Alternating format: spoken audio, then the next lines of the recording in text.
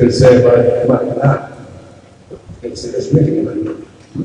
So we'll go ahead and get started. DJ's going to be the president of the presentation on that. Sound like that. Junaluska Museum. Let's get up. Before we start, we've got some water over here too, if y'all need water. Like the bathroom right on the corner. Before we get started, we'll say a word of prayer. I want to ask JC to lead the word of prayer.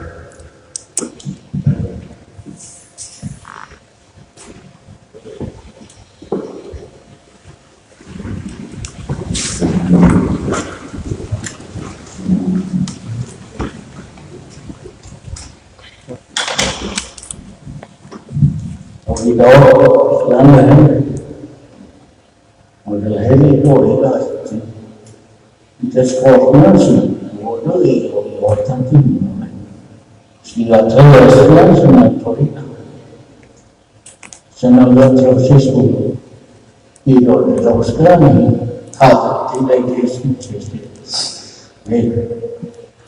Facebook knowledge och state muslim Large of the hair portion, don't taste it. The skin on the skin, hello, that's no, the choices. The again, portion, so here, the ocean, it's an all the choices. So, how can we do now the portion?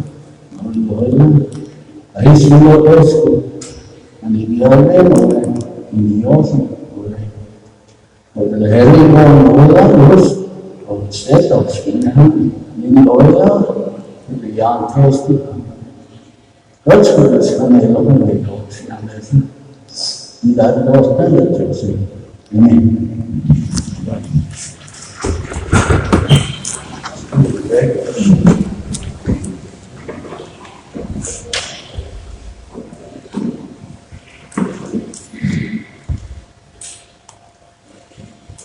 Now it's good to have our Cherokee Speakers Council with us tonight. About the second year of the Speakers Council. That's sanctioned by the council, vice chief, and chief. It's pretty good. So at this time, we turn it over to Mike DJ.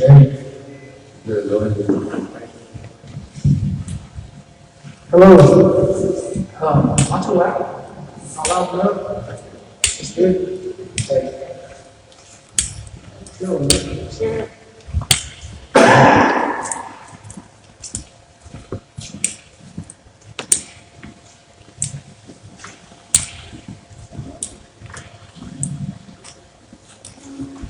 So, I know the TV's small and it's far away, but it's the best we have to work with. And if you can't see it, ask me later, I'll do the presentation. We'll go ahead and get started. It's a short presentation. This presentation is geared towards the Junaluska Museum initiatives. I'll let you check along through. But what we'll get out of this is we'll begin the language portion as well. So we'll start talking about the Snowbird Cherokee language program and what we're going to do with it. So here we go.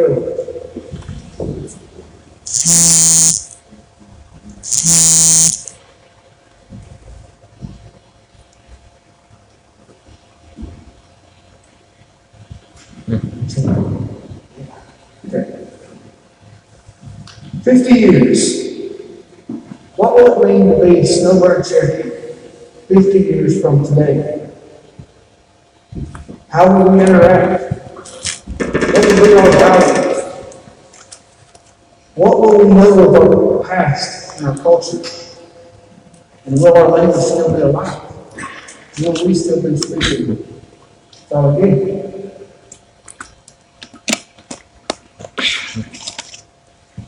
these are the questions that keep me up at night.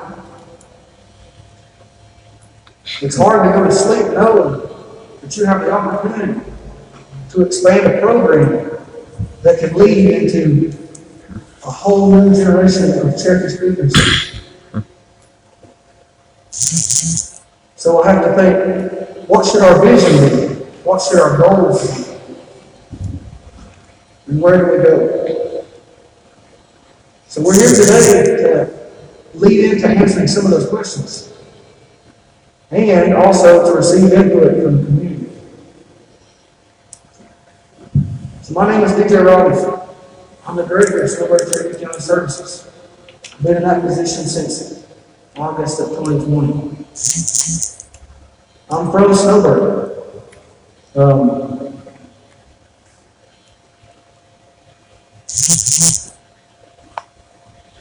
So part of today's discussion will be about the Junaluska Museum. That's where I'd like to start.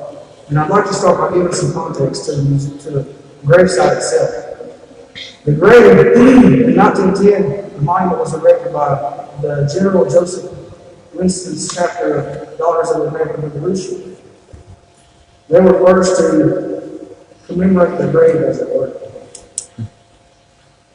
Jim Bowman and friends of Junaluska pushed for the purchase of the land, and somewhere around 2002, the house that was on the land became the office and the exhibit space for the Junaluska Museum. Up till 2015, there was 2 full-time employees under the direction of the tour program. There was a cultural resources supervisor, Mr. T.J. Hoffman, and a cultural resources coordinator, Louise Reed. That year, the museum was struck by 2 trees, and Louise wanted me to be sure to tell you there were 2 trees that fell on the place. Okay? Not just one. That making it inhabited. 2017, Chris Green and his project planning group started doing planning for the museum. That master plan was completed and submitted in September of 2018. The cost of the master plan that was produced was $112,000, which is roughly 1.1% of the entire program project budget. What I don't have here, and what I'll show you later, is the entire picture of what was presented. After I became the director in August of 2020, I started meeting with TJ about the museum and its progress. In November, the funding had been appropriated and our cultural and language program had been approved by the council. We met with the planning department and began scheduling to identify next steps of the build.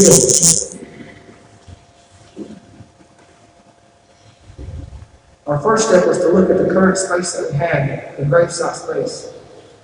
When we got up there, we quickly realized that the elevation of that space and the programming need, which I will discuss with you a little later, did not meet up. We weren't going to have enough area for the things that we wanted to actually accomplish. You see outlined in red the old house up in the top of the screen, the Junaluska, actually in the middle of the screen, the Junaluska Memorial, and the surrounding space that was acquired over the years for the Junaluska Spot. So we started to discuss the programming needs, and we realized that with the call program coming on board and the administrative aspects of the call program and all of our language program is going to need, we had to start thinking about space for our language as well as the cultural aspect of what we're building. As you can see on the graph, on the organizational chart, the call program is one section of our language program. The other sections of our language program include the language specialists that will teach at the elementary school, and hopefully it will start to include learning spaces for the language meeting spaces, recording areas, a place that has the infrastructure needs such as fiber and internet, and language staff office areas. Those are needs that we foresee in the near future. We know that we have somewhere around 50 remaining speakers in Snowbird. We lost one this past week. That's not changing. We have to identify spaces and ways that we can improve the teach the language here. Other needs that we have, but can't be met on that area of land, the Junaluska site currently sits, are cultural activity needs. Additional parking. Currently, the plan has slated for 10 parking spaces up there. The project cost of this building was $8 million, $8.5 million for the new museum that we're going to put somewhere in either that current spot or a new spot. We're going to do all this work, put all this infrastructure in place, build this awesome monument to our history, and have 10 parking spaces with no bus parking. Those are the type of limitations that we quickly realized when we got up there and started looking over the space. We need exhibition fields and indoor demonstration areas, large walking tracks, an amphitheater for cultural purposes as well as purposes I'll discuss in a second. On the museum needs, we need at least possibly more office space areas, staff conference areas, fabrication workshops, exhibit storage areas, break rooms, larger public restrooms. We need large multi-use conference space and meeting spaces. We need a curation and at least some extent of a repository space on site so that we can keep our own records and documents in our place. But take it a step further than 50 years from today, we don't know if we'll have the casinos the way they're performing the way they are today. So whatever we build, we need to build with the future in mind, that we need to look for strategic sustainability. So ways we can do that from a museum perspective is we can look to rent out conference space and learning spaces. We can look to rent exhibition fields. Me and Chris Green and Bo have just visited with the Sequoia Birthplace Museum. A large percentage of their income comes in with renting out exhibition spaces and festivals. We need areas to hold gala activities. We need a proximity to high traffic areas. So if we can find the larger traffic areas in the county, those are the areas that we should put a museum in. The more tourists and visitors we can receive, the more jobs we can produce, and the more people we can put to work in our community. We need changed exhibition spaces. That's what keeps people coming back for the changes that happen at the museum. So, with those needs in mind, we started looking, and we identified over 5 places in this area, in a 2, 3, 4 mile range of the current site, to look to see where we can put a larger museum that would accommodate our goals. Ultimately, we did find, through the assistance of Brandon Jones and Paige in Cherokee, we did find a location for a spot of land which is right across from Waverly Honey. It's 32 acres of land. And I'm going to show you a video in a second. The things, just keep in mind of what we can do with those 32 acres. What we can put out there, how many people we'll put to work, the options that would be in front of us.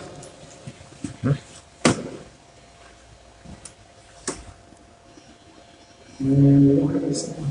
That's great. You want to sing what I talk?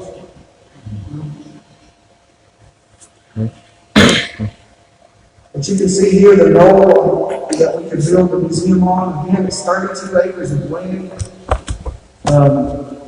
To give a reference, you can see the cows got off in the pasture, little tiny specks. That's how big that portion of land is.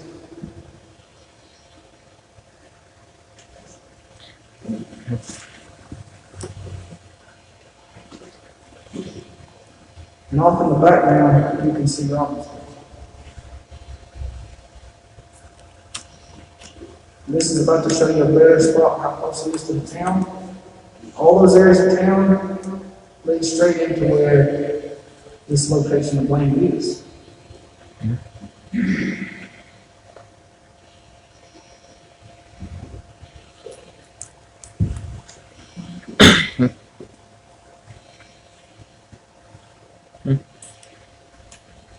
I'm not here today to sell you on a piece of land. I'm here to sell you on the next 50 years. It's my job to present the best options that we have. And the best option that we have for future growth of the museum, as well as exhibition areas, as well as the language portions of what we need space for, can be on this property. I can just envision an amphitheater, in an area for us to play stickball games. Heck, I don't know, even know how to out down there. But we can bring a lot to the area. It does have road frontage. And we'll be able to clean off so that there's a section of the road as people come up by where they're money, and they'll be able to see this piece of land. And they'll be able to see a nice museum sitting up there.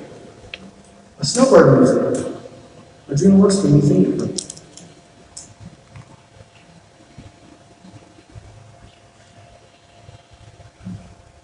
So today you get to have input on where we'll be in 50 years.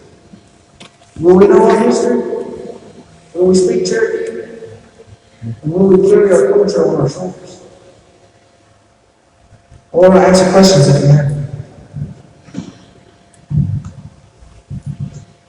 If you have a question, I'll raise your hand. I'll take it.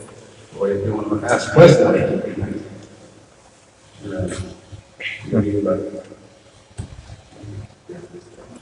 About 10 minutes ago. I do want to mention one more thing right quick while you're thinking of your questions. One way to your questions. I realize that the purchase of the land and the building of the museum will take time. We're going to start as soon as possible. That's why we're having this meeting. Today is that decision-making time. But I also want to say the language isn't going to wait on you. We've already hired positions. We're in the process of hiring new language positions. We're in the process of building out that program. The language is going to start whether we have this building or not. The call program will start shortly whether we have this building or not. And the hope is that the language portions that are not linked to call, all the other language aspects of what we need to do from a programmatic standpoint, would be housed in this structure. If call is better, if the call program, and some of you aren't familiar with that reference, it's the Cherokee Adult Language Learners Program. And I see Michael right there was instrumental in some of that work in Cherokee. When we put that program on the ground here, if the program wishes to be in Snowbird, then that's where we'll put it. We'll give it the best option it has at succeeding, which is why we're presenting this opportunity for space for our cultural aspect. In my opinion, it is the best opportunity we have at succeeding to teaching our youth and our grandchildren, my children, my great-grandchildren, what we were and where we come from, who Junaluska was, but not just that, who TJ Conlon was, I mean, the list could go on and on, which I don't even want to say names because I know I'll miss on them, But we have such a rich history here of how we are, who we are. There's no reason we should shortchange ourselves and build something that's too small before we have a history of doing that. We built a youth center and we outgrew it in a short time. We have a history here of building small and dreaming big. Well, here's our opportunity to dream big, and planning says we got money to build it. So anyway.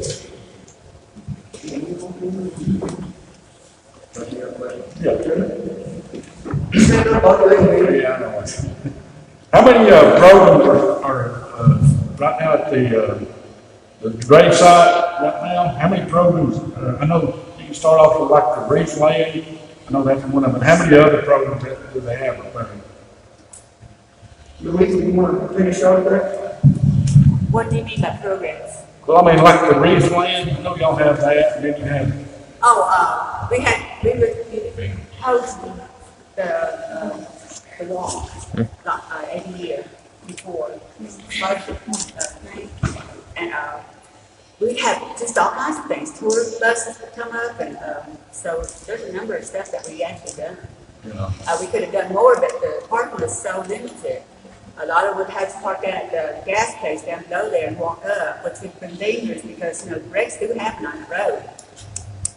So, but the opportunity, we had thoughts, but at the same time, we had to think it out of safety and area. But we do still go up there and do things, we clean up the trails and that kind of thing. We still use that space and utilize it. And we want to continue to utilize the space. Just to build a little bit more on that, I don't want people to think that we're just going to leave the gravesite and never go back up there and never touch it. Part of the plans for the future museum would include going back to that spot and fixing up the roads, fixing up parking, fixing up the trails, fixing up the grave area around the grave. Those things will be included in the cost of what we're going to do on the site. I by no means want to neglect the importance of the Junaluska grave site.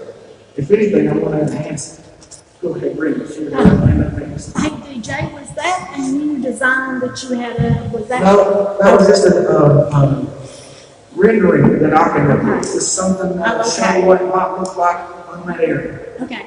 Well, a quick question is, to me, it's like TJ at the beginning had the national park was going to come in and do, which they have experts in the museum area, to do a free design, architect of a museum.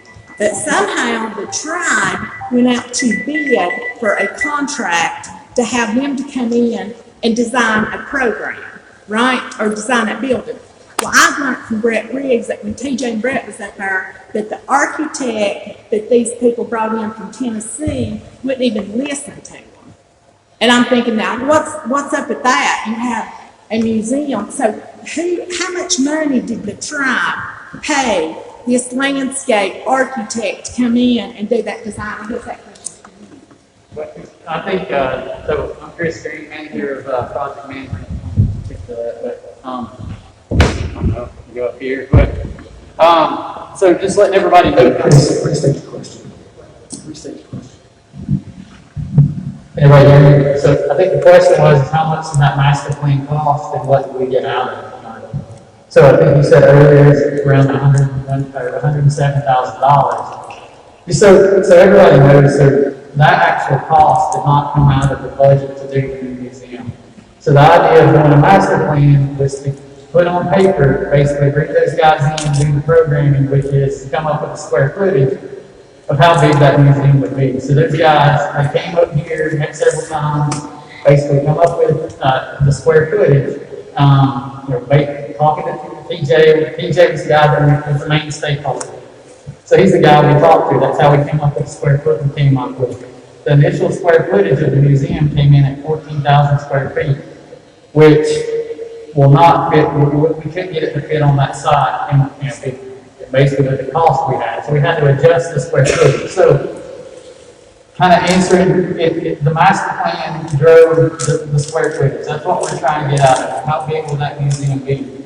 So that's as far as that plan goes. The actual design, we actually RFQ'd again, and a new architect is in the process of being hired. We haven't went through the contract hasn't been signed yet, so there's no new design. The only thing that's been completed to date is a master plan, which is the one that DJ showed. The next step is to bring the architect on board and, of course, go through this programming process again to see where, if the square footage has changed, if they haven't. I think one keynote to speak to too, kind of what DJ was saying, is no matter what we do, whether we build it back there or we move it off-site, we're going to honor that site, bathroom, kiosk, whatever. We're going to redo that site no matter what. So it's always going to be upgraded, whether it's on that side or off-site. But kind of going back to the architect, so we went through that process, we interviewed people, and we came up with a team that was put together. MPS, they're out of Greenville, South Carolina. They have an office in Asheville on their team. One of the actual designers, the designers of inside the museum is the guys that designed the museum in Washington D.C. So they have a pretty good team that has a lot of experience. And you know, of course, the person you're speaking of, if you get us his name, we would gladly bring him back to the table. But by no means is that the final design. That's not what we're doing. We want to do the process again because that's part of the contract. But the person you're talking to, if they, when you know, wherever we build it, give us his contact information, and we'll make him part of that program and exercise. Well, another quick question is, you said that the site, 14,750 square foot, wouldn't work. Well, then why did it go out to bid? And then it was delayed? Well, so Because it went out to bid in this same spot up here. Here's the paperwork. so we already approved the design for it. So which is the architect. So they would just design it. We haven't went out with a contractor at all. The next, so just so the way this works, just so everybody knows, so the reason we did the master plan, get that square footage, so we could bring an architect in, hey, this is what we want to do. We hired the architect. As soon as we get the architect on board, once we find the place and everything, we're going to do it. So then what we would do is go out for a contractor, and the way that, with the monetary amount of this building, we would do a C market, construction manager at risk, which would be the person that would actually build it. That person is going to go through each phase of the design with us, and basically they're pricing it as we go. So while we're designing it, we come into the budget that we have, so we don't go over budget. So we haven't got to that part of it yet. That's what I'm kind of trying to say. All we have is the master plan and the square footage that we have, and it's based on square footage typical cost. We know that we can't put something that big up there because just the cost of it doesn't allow. Preliminary estimates, just everybody know preliminary, this is very early, we don't have the geotech, don't know what we can do up there. I mean, you're over $2 million in site work just to get anything up there. Well, when I say anything, a museum up there. Another issue we had, if everybody's familiar with how that road goes up there, there's a corner piece that's right by the grave that's on somebody else's property, so we got to figure out how to work around that. There's a lot of issues of building the main museum there because it's just kind of the park and landlocked. But at the end of the day, we have to do it. Anyway, we're prepared to do it, but we haven't got to that point yet. So like DJ was saying, we're funded. We have money in our budget to build it. Next phase is to hire the architect and start really getting some real design, some real square footages, and be able to go off that. So, Well, why don't you go with the, Chris, that still didn't answer my question because it went out to bid. Under 15,000 square foot went out to bid up here because it's on the bid. I've got it. But that's what I'm saying. Evidently, it worked at one time. So when all of a sudden did it decide that it was going to go bigger? And who decided that, and when was that decided? Was it the chief? Did the chief say? So the only bid that we've ever had was just for the designs, which kind of gave the parameters the master plan gave us. At the end of the day, that's not the real square footage of what we'll end up with. We've got to go through and program that out again and see what we come up to. So the bid that you have, I mean, it has to be the CMR, the architect bid, because that's the only one that I've ever been out with. I mean, we did the master plan, then we went out with the architect design.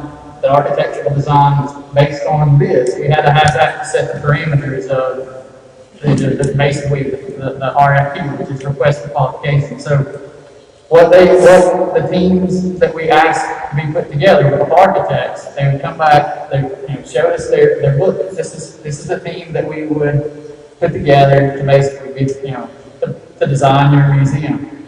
That's where we got, and the actual packages were based on qualifications. So who was the most qualified to design the museum? And that's where we ended up with the team we had. So, of course, as soon as we got that finished, that's when we had the cyber attack and COVID come in. So all that kind of delayed where we are. That's why there's such a delay between where we are now and it was through the cyber attack that put us down for, I think, 3 months, and then, we were out, almost the whole year was based on COVID. So, Well, I would highly recommend that you didn't use that company again, because from what I gathered, that when TJ was up there with this museum, up there, they would not even listen to him, like what needed to be done, and then, so Bob Driver had come down, who worked for Quality Housing for 34 years, and he said that you had 3 potential sites that could put a museum. And then they told you they couldn't be a basement. Well, there's no water up there, they could be a basement, so. And then they bought that additional land, and that resolution basically, it does say, Adam and Becky, correct me, but it says that you bought that additional land for the museum, for the new museum site. When you bought that Rogers property? I don't know what exactly it's for, but what's for the purpose of your lesson, for parking, Yeah, that's what I was thinking. So, Okay, that's just. yeah, so we'll come back. I'm fine, Jay, I'm good. Let's go to Susan.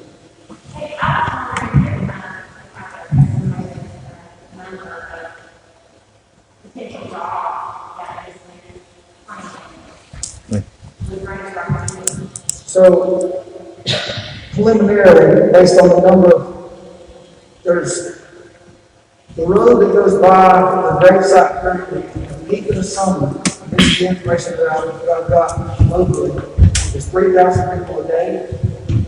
The number that go by the peak of the summer down here by Wayland Money is 8,500 a day. So the traffic area is in a much higher spot.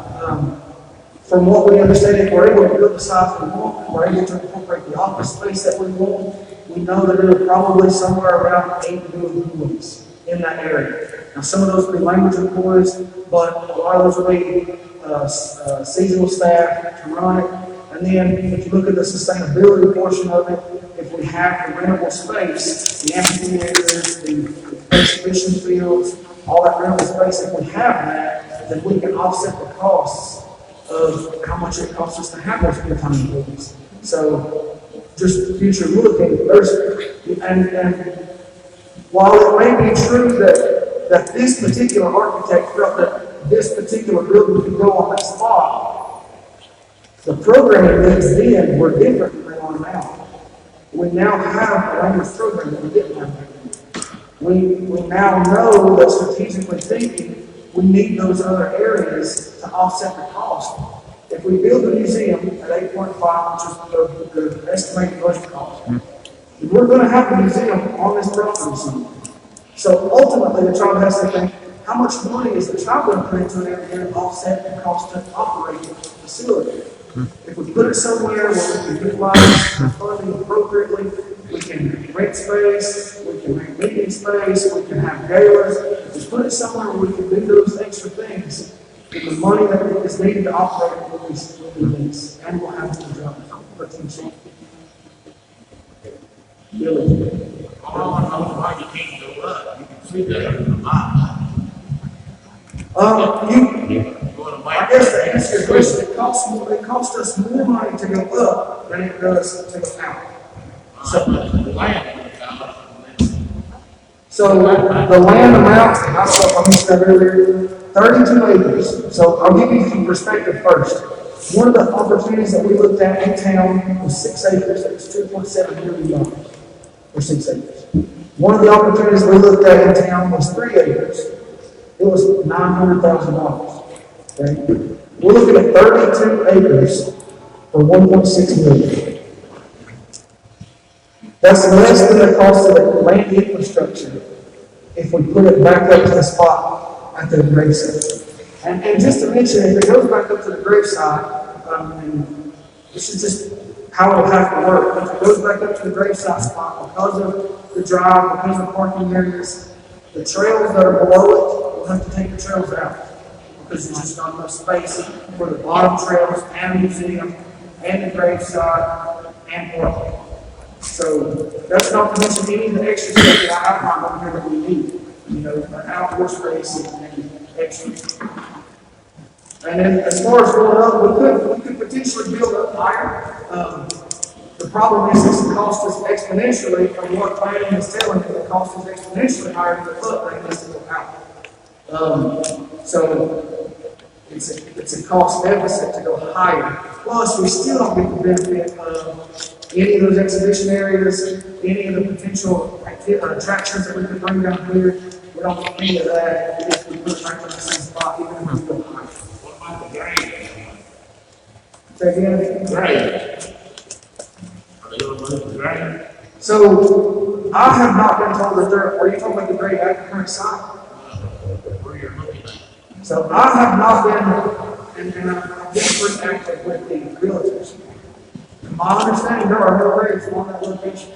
Now, there may, so I'll go into that just briefly. The way the process would work was we would do a due diligence portion with that land. During the due diligence portion, if grades showed up that were unmovable, if the land was not buildable, if the core samples were bad, if any of those things arise during that due diligence period, then we back out. And we go back to the drawing board with a design on a new location or a design on a current location. Because of time, the property design on the location back up here. But if during the due diligence period something is identified that makes it unbuildable, then we can work through that and we still not have to spend that money. Chris, you want to add anything to that? No, I just want to let you know that with our guys who retained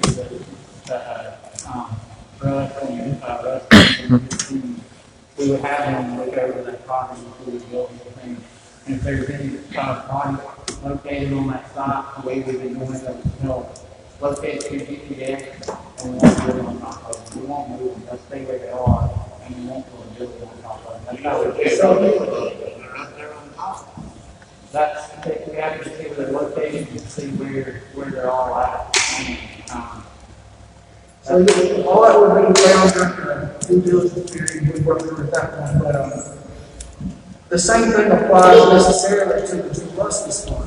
I mean, we know Junaluska's up there, at least the idea is that he's up there. So if that's the case, there's a lot of there's other spots up there. So we've already talked to Brian Burgess.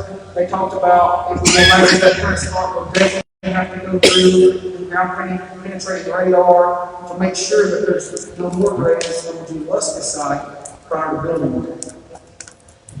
Any other questions? I was wondering, what more was he saying over there? Because people know what he's saying. I'll tell him to speak up. I can't speak English. Yeah. Okay, Teresa. Thank you. My name's Teresa McCoy and I'm from Big Cove. And I do have an interest in what we're talking about here this evening. From experience, I'm going to go ahead and tell you that the budget's not big enough to do what you want to do on that property I just looked at out here on the highway. Money's probably not going to be enough to do a project out here at Junaluska either. You're going to end up going back before tribal council asking for allocations of funding because it happens every time. The second thing I want to say is this. When I come out of Big Cove, I come down out of Big Cove, I run parallel with the Blue Ridge, and I pick up the Oklahoma or Ravensville River. Up on the hill at the Thomas Divide overlook, off that bank, there's a grave. The grave belongs to Washington. He is the son of Solomon. Then I come down this way, I go through Bryson City. Bryson City was a gift to Junaluska at one time. But he lived there. And I feel his history, and I feel what he did and where he stood for this nation, for us to have this tonight. Then I come down here and I just left the Junaluska gravesite again. And it's always an honor to be there. I got to work with Mr. Bowman. I got to work with Ms. Louisa. I got to work with Ned. I got to work with many people who are not here. Who worked to have that gravesite, to get that property, to get that home, to honor someone that Andrew Jackson should have honored. We certainly owe Junaluska that honor. Now, looking at this property out here, it's nice property. $50,000 an acre. Do you know what you're actually getting? What is it that you want to do specifically? I understand the language program. But to me, just as Teresa from Big Cove, the gravesite of Junaluska, Snowbird, you have what we have. You have what Bryson has. You have our history. If you're going to teach your children something in 50 years, I would recommend and beg that you consider teaching them that you kept Junaluska up here and built out there where you can look back and see Junaluska's gravesite and to see a building standing there with an archive, with those office spaces, with that museum, additional purchases of property. Those are things that the tribe would absolutely support. But if you take away from that gravesite, then it hurts me, because to me you're diminishing and taking away from one of the few heroes that your children will have 500 years from now, not 50. That's just how Big Cove feels about it. That's how I feel about it. I would ask, and my second question to you though is, what the people in this room are looking at, is that the actual building, the actual plan, actual costs, freedom of information releases? Are any of those things in there? Or is this just a rendition of what you think you're going to get?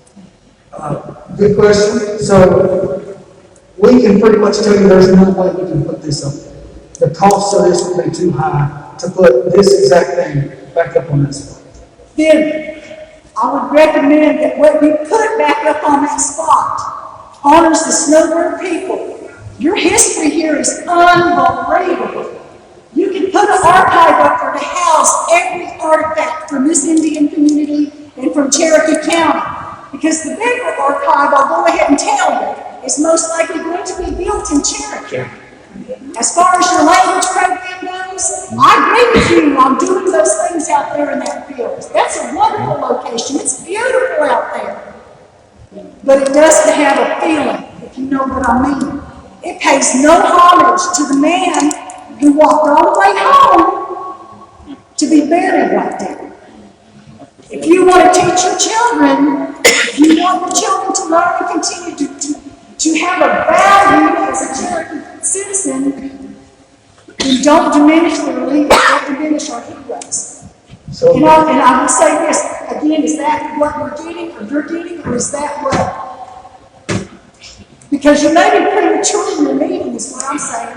no, this is not what we're getting. We know this. We know we can't get this.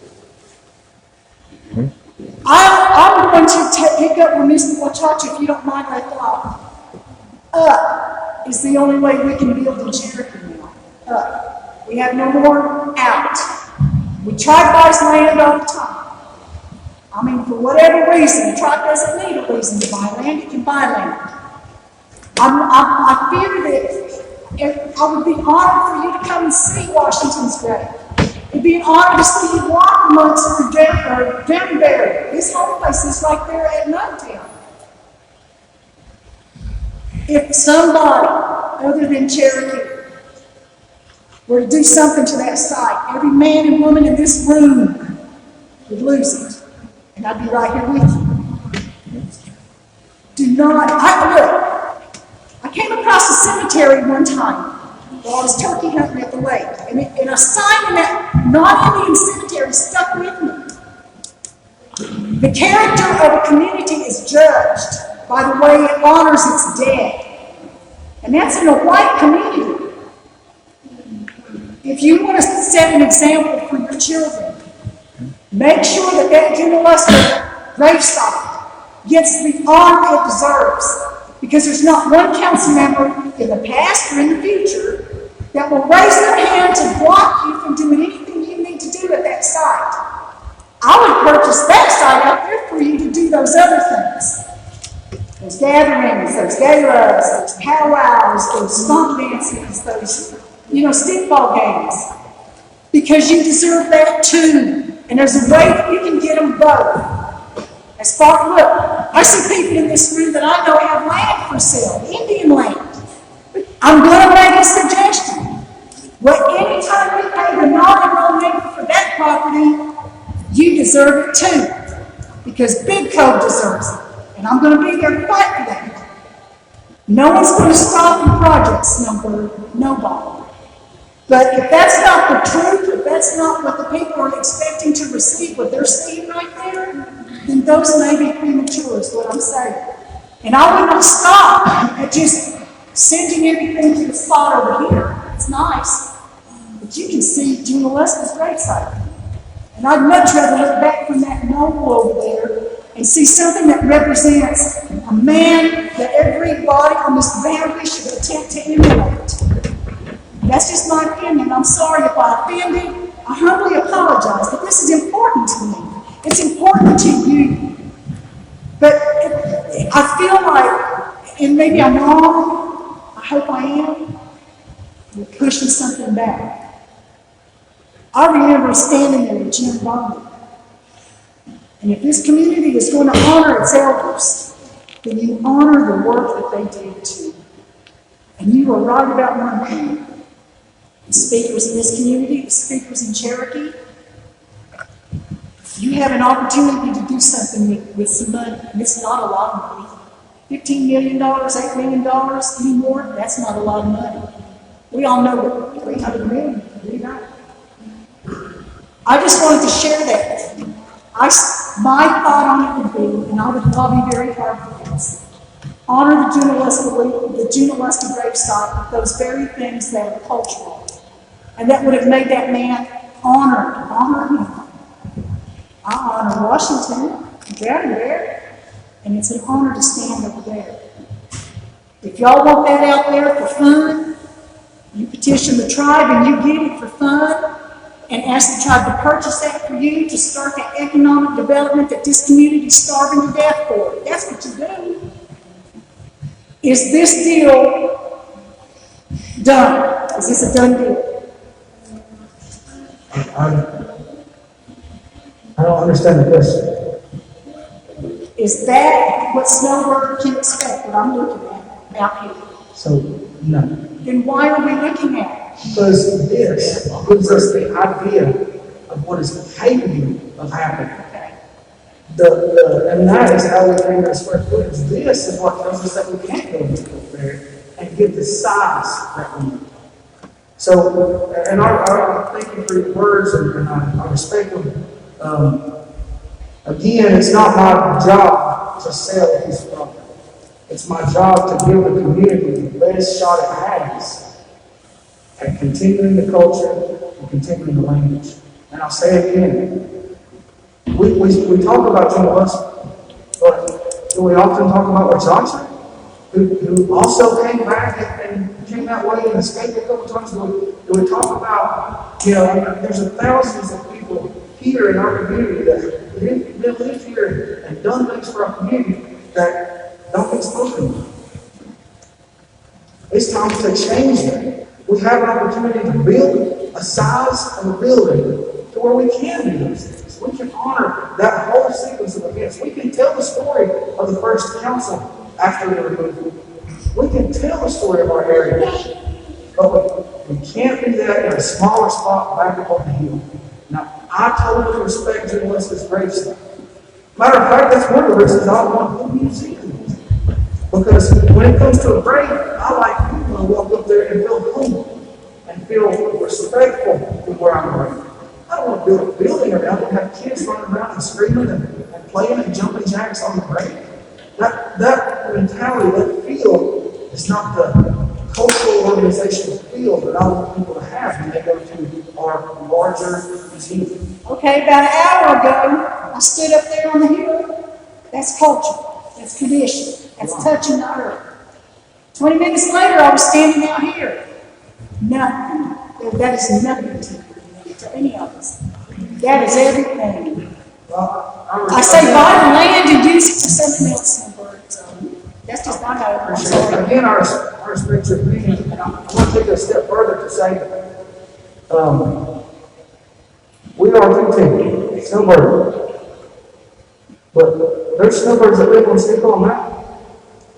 There's snowbirds that live on Mountain Creek. There's snowbirds that live on this land right here. So why do we continually close ourselves off and say the only snowbird land is where Junaluska is, or where the little snowbird is, or that's not. We've been here. This is us. So, and I think it's a little bit of premature to say anything's a closed deal at this point. So the whole reason we're here having this conversation with you guys is to get that information and to get the feedback. This is that step to give you guys all of the information to make a decision. And then with that information, you guys get to be the majority and get to say, this is what's best, or vice versa for something else. Hands anybody else? Okay. I have a cousin from Cherokee County, Marble.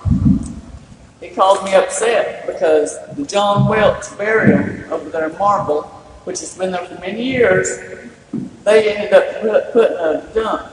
The county, the Marble put the dump site right beside the John Welch burial site. Now that was disrespectful, but nobody fought to keep that from being happening. Now we're going to a dump, a recycling center right beside the John Welch site. And that's not respectable either. You know, if we want to change things, we need to be thinking of all things, not just one area.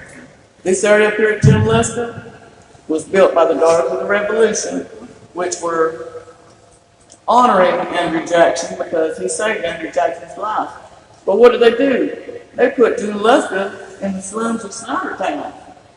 That whole area has been the poor area of this county my whole life. So if we want to honor Junaluska, we need to get him out of those slums.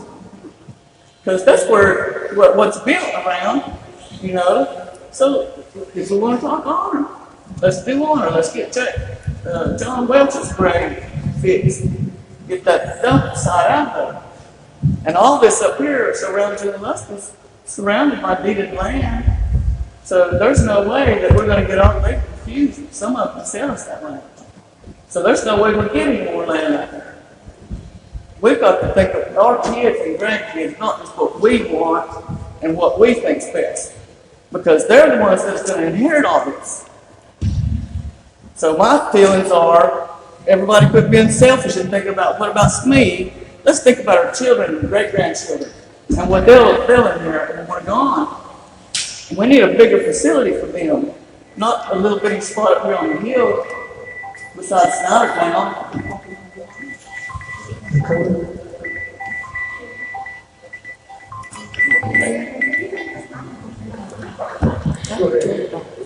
Hi,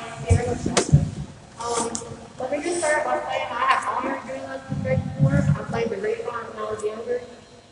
And my main question here today is, I can tell there's a difference between where we want to put the museum, but our main question should be in the end, are we fighting to preserve our language, or are we fighting to preserve the land?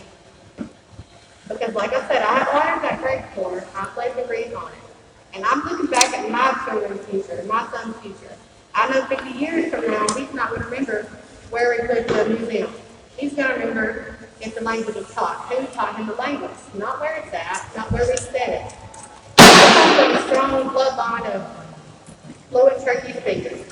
And I can honestly say, if I was to still have my cap on here, and I was to ask him, would you rather put the land for the museum up on an original spot, or would you rather preserve the language? I think we all know what he would say. So our main question should be today, instead of looking at this building, is we need to be more worried about preserving our language. That should be our main question, not where the building's going. But in order to preserve our language and give more space, we have to have a big enough building to be able to fit those people. Thank you, Louise. I don't understand that often. And I know a lot of you all. I know a lot of you all know who I am. I worked at TJ for, can you all hear me? Okay. I worked with TJ for 17 years. I got to know him. We had a mother-son kind of relationship, you know. We argued a lot about different things and disagreed a lot about different things. But in the meantime, we dealt with the house. It was a house. It was a building that was a house. And we see the difficulty of the traffic that was in and out. A lot of times people would just go up to the grave and go back out. That's all they wanted to do. They loved the trails. And he's right about I have to say, he's right about building the building up there. It's going to take a lot of that stuff out. The thing is that if you knew the history of Junaluska, you may think differently. Junaluska wasn't born here. He was born in Dillard. He ended up in Cherokee County. Then he done the war thing. He come back. They took that land and gave it away. He made it back over here. It was after he saved in Jackson's life. Turns around. They gave him a bunch of land here. He sells it before his death because on that contract he had to. It would go back to the state after he died, not to his family, to the state. This is all of Junaluska's. So that means that it's just not that hill. It's all of this. And to see us get land back, by buying it, that's the only way we can really honor him. He was a traveler. He wasn't just in one spot. To honor somebody is to act upon it. That's a grave. He lived down here on the corner of the school. He didn't live up there. He lived down here. Whenever you go to a funeral, what's one of the things they say? We're honoring this person's life. Not death, life. And to honor that is to start building back up this county of Indian land. The only way you can do it. With that bypass over there going in now, that is good. We will have the opportunity to have places for researchers, to have people to come in to do the gas bid. I want, and I told these guys, if this gets built someplace else, I pretty much demand that a building goes back up there.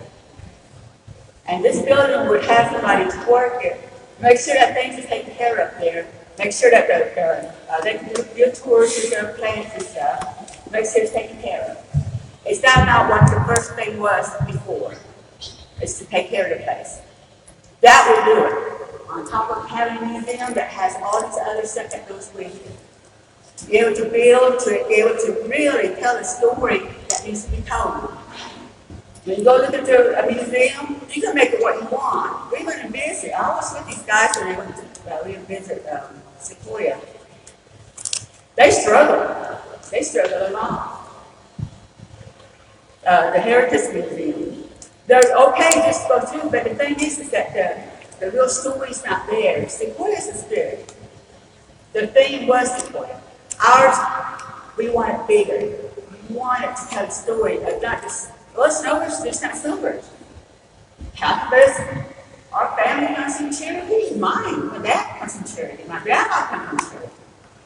We are all one people, not just a bunch of people.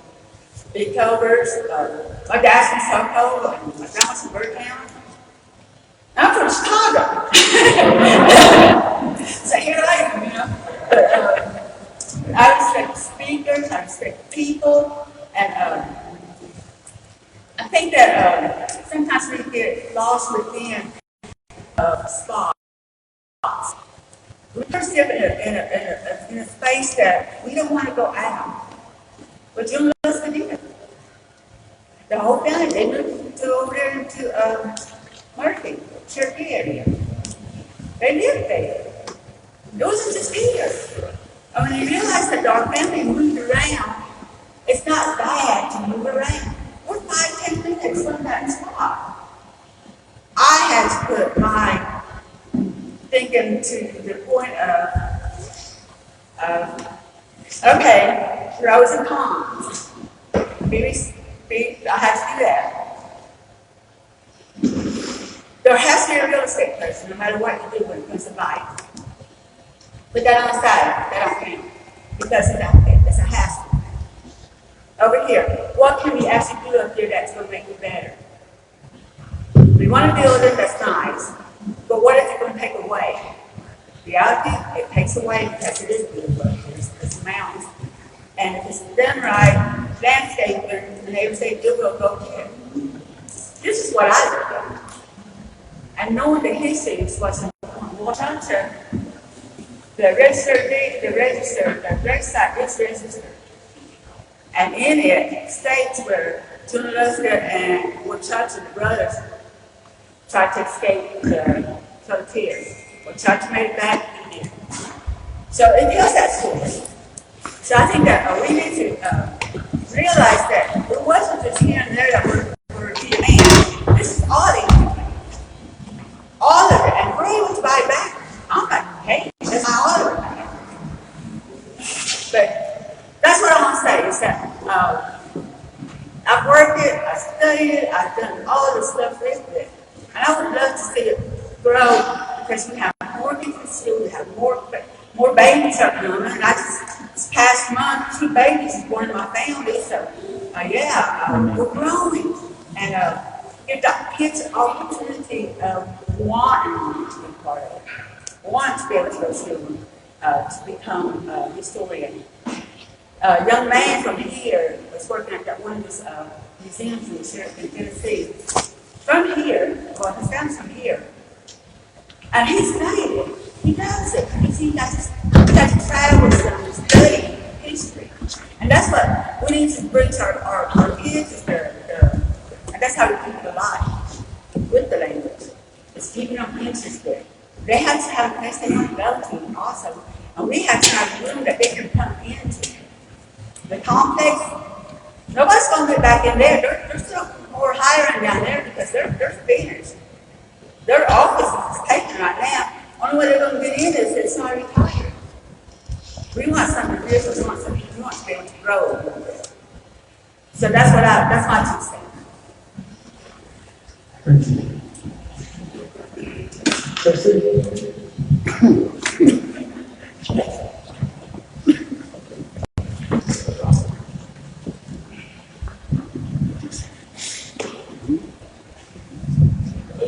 A lot of things that on this country.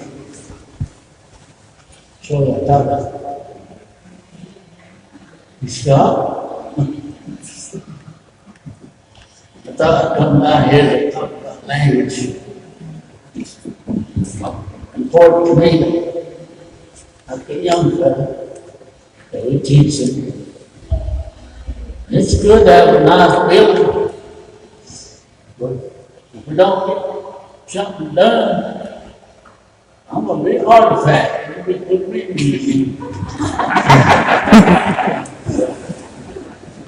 Thought about this, talk about language. I'm glad that 2 council members are here. Maybe answer me a question. About a year ago, yes, maybe, yes, about promised $15 million for the language program out here. Where's the money? How come? Ain't nothing been done. That's my question. Yeah, we like to have a nice building. We run out of people. We run out of time. I don't know how many people talk in Snowbird. They can talk Cherokee. What do you say? What do you say? Most of us 70 years old, above.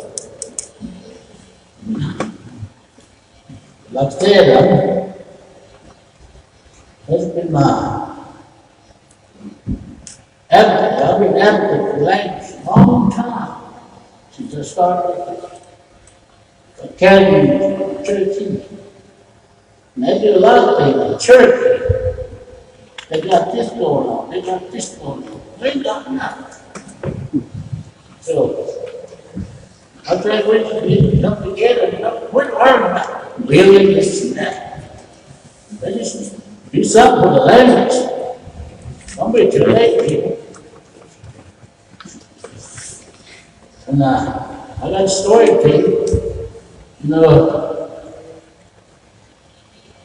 My grandma, she lived over 100 years old. And she was at Junaluska thing. She was a little girl. But all my life, she kept turning. They didn't bury Junaluska. They buried him right there by the creek. I standing there somewhere. Used to be in a graveyard. Cherokee people. That's it. And I'm not going to refute what my grandma told me. But she knows she was there. As far as doing somebody, I don't know how many meetings you're going to use for the problem. Why not give to the Indians instead? Somebody don't tell you that. $1 million art.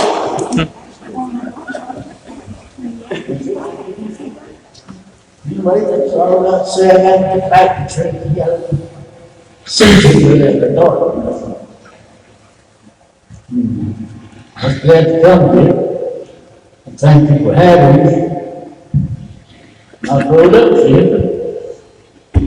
Now, need to get a language thing started. I want to go back and teach. This one here. I want to leave something behind for little babies. I don't know y'all about babies. That's what we're think about now. I love y'all. We just love you, thanks for the creator. Didn't take us to speak about it. Oklahoma, they lost over 100 people. This COVID. The good Lord blessed us, kept us safe. For reading. Well, thank you. Pass on Cherokee family. So, We're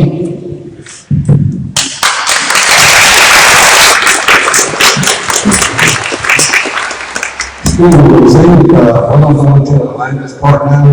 Bill allowed us 2 hours a year, so we got to get out of here by 8 o'clock. We appreciate the school for letting us do the field. Thank you, JC.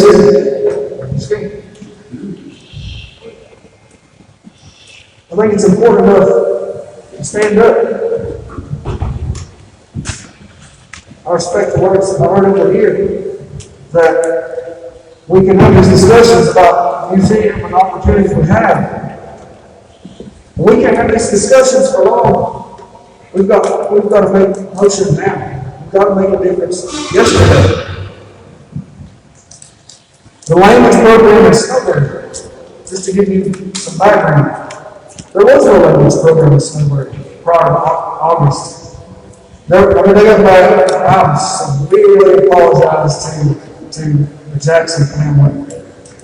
There was a language program in Snowbird, but it wasn't a tribal program. Okay? And it had less resources, and it did a ton of work, and still does a ton of work with less resources. They worked hard in Snowbird to do what they can. And it's time for the resources of the tribe to get behind them and to assist them and to build it out, to build what we can here now, yesterday. So this discussion about the museum, that's a discussion that we had. But the language portion is already moving. It's already happening.